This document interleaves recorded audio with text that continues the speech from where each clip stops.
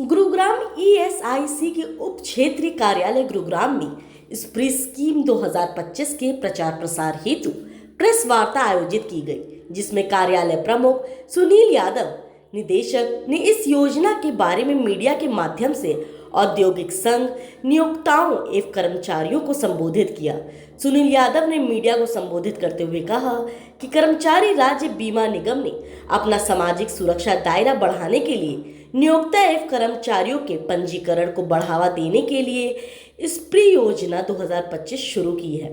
27 जून 2025 को माननीय श्रम एवं रोजगार मंत्री मनसुख मांडविया के अध्यक्ष में शिमला में आयोजित हुई ईएसआईसी की 196वीं बैठक में इस योजना को मंजूरी प्रदान की गई है। यह योजना 1 जुलाई से 31 दिसंबर 2025 तक सक्रिय रहेगी। इस अवधि के दौरान अपंजीकृत नियोक्ताओं को एक बार फिर से पंजीकरण का अवसर प्रदान किया जाएगा। नियोक्ता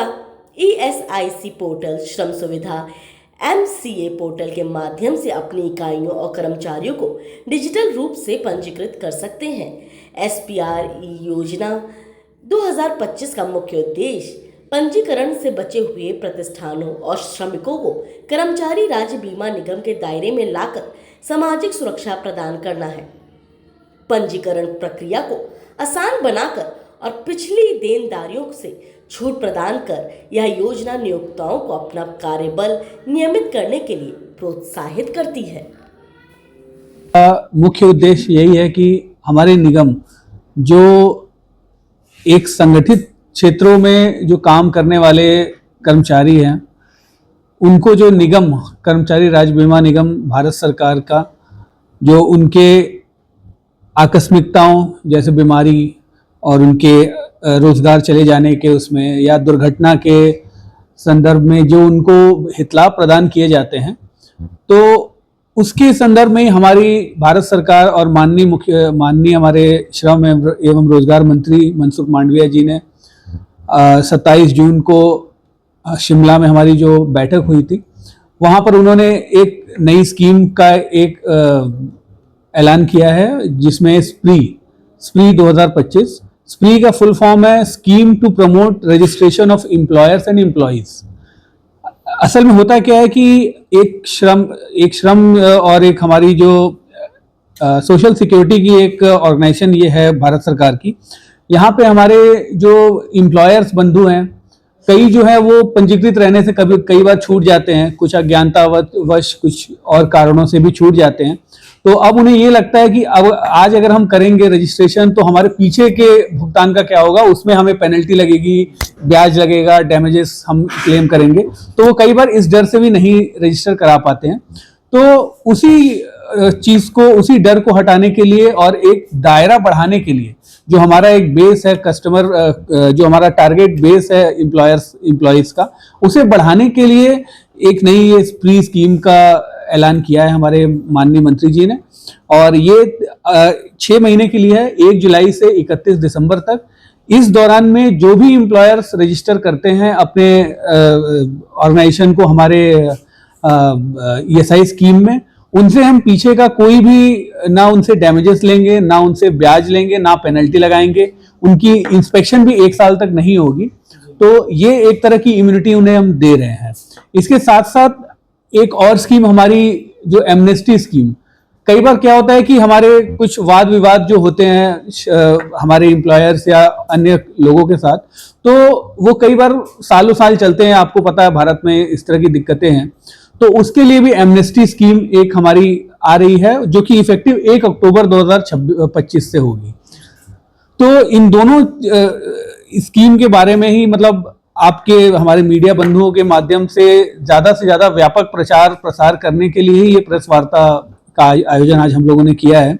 जिसके लिए आप लोग ने अपना समय निकाला कीमती, उसके लिए बहुत बहुत धन्यवाद। सर, कितने ऐसे लाभार्थी होंगे जिनके ऊपर ये फाइन लगना था और वो बच सकते हैं नई स्कीम में? देखिए, आज के दिन में हमारे इस गुरुग्राम क्षेत्र में करीब 49,000 जो हैं वो नियोक्ता हैं, एम्प्लॉयर्स, जो फैक्ट्री एस्टैब्लिशमेंट, वो करीब 49,000 के करीब हैं। और हमारे जो उनके यहाँ पे काम करने वाले कवर्ड एम्प्लॉयज हैं, वो करीब हमारे 14 लाख के करीब वो इंश्योर्ड पर्सन्स हैं, एवं उनका परिवार परिवार भी हम मतलब अगर 3 लोगों का भी अगर 3.88 के हिसाब से हम लोग मानते हैं कि जनरली हर एक वर्ग कर्मचारी के साथ 3.88 मतलब लगभग 4 के बराबर एक परिवार भी हो, तो उतने तो हमारे मतलब बेस है हमारा, जो जिन लोगों को हम मतलब सर्व कर रहे हैं भारत सरकार की तरफ से। तो उसमें मैं यही कहना चाहूंगा कि आज के टाइम पे हम लोग मतलब कोई ऐसा वो रख के नहीं चल रहे हैं कि मतलब 1 लाख आ जाएंगे या 10 लाख आ जाएंगे। हम लोग बिल्कुल पूरी तरह से मतलब प्रचार प्रसार करते हुए जितना अधिक से अधिक लोग इसका लाभ उठा पाए वही हम मतलब उन्हें वो करा रहे हैं, मतलब एक तरह से जागरूक करा रहे हैं कि ये एक मतलब बहुत कम समय के लिए टाइम के लिए मिला है, ये 6 महीने का ही है। इस दौरान में वो अगर रजिस्टर करते हैं तो हम उनको मतलब ये सुविधाएं देंगे, उनको पीछे के सारे उनसे माफ किए जाएंगे और जो दिन वो डिक्लेयर कर देंगे उस डेट से ही हम लोग उनका रजिस्ट्रेशन मान लेंगे और उनको उस दिन से ही हम बेनिफिट भी देंगे। सर ईएसआई रजिस्टर्ड होने से फायदे किस तरह से मिलते हैं किसी भी ऑर्गेनाइजेशन के एम्प्लॉय? हाँ, अब इसमें मैं बताता हूँ हमारे रजिस्ट्रेशन के जो फायदे हैं। सबसे बड़ी पहली बात यह कि आजाद भारत में संगठित क्षेत्र में जो लोग काम कर रहे हैं फैक्ट्रियों में या दुकानों में या उनके लिए ये सबसे पहला एक तरह का भारत सरकार का एक विधान था। 1948 में ये एक्ट पारित हुआ था, तो अब 1948 में वो पारित हुआ, उसमें हमारे जो सबसे पहला जो मुख्य वो था कि हमारे जो कर्मचारी उनकी बीमारी, उनकी दुर्घटना, बेरोजगारी, उनके बच्चों की पढ़ाई, हमारे यहाँ पे मेडिकल एजुकेशन के लिए भी है, हमारे जो मेडिकल कॉलेजेस है वहाँ पे सीट रिजर्व्ड है। तो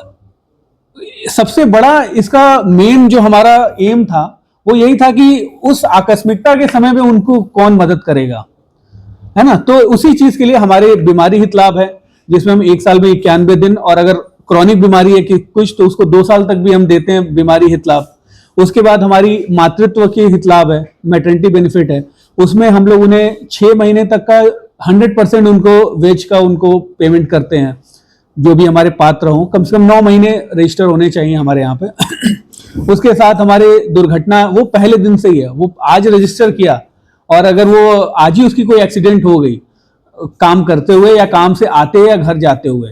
उसमें भी हम मतलब उसे मानते हैं और उनके आश्रितों को 90% उनके जो मतलब वेज रहे हैं उसके बराबर का वो प्रोपोर्शनेट उनके देते हैं। उनकी विडोड मदर हो या उनकी विडो वाइफ हो या उनके बच्चे हो जो 25 साल तक के, तो हम, और अगर बेटियों को तो शादी तक के लिए है, तो ये सारी ये देते हैं। साथ साथ हमारी इसकी भी है, रोजगार उनका चला गया, उन्हें निकाल दिया गया नौकरी से, तो उसमें भी हमारी अटल बीमित व्यक्ति योजना है एवं राजीव गांधी श्रमिक कल्याण योजना है। राजीव गांधी श्रमिक कल्याण योजना में 2 साल तक के लिए उनको देते हैं। अगर उनको छटनी कर दी गई या उनका कंपनी बंद हो गया तो उसमें 2 साल तक के लिए अगर वो एलिजिबिलिटी हमारी वो करते हैं तो। और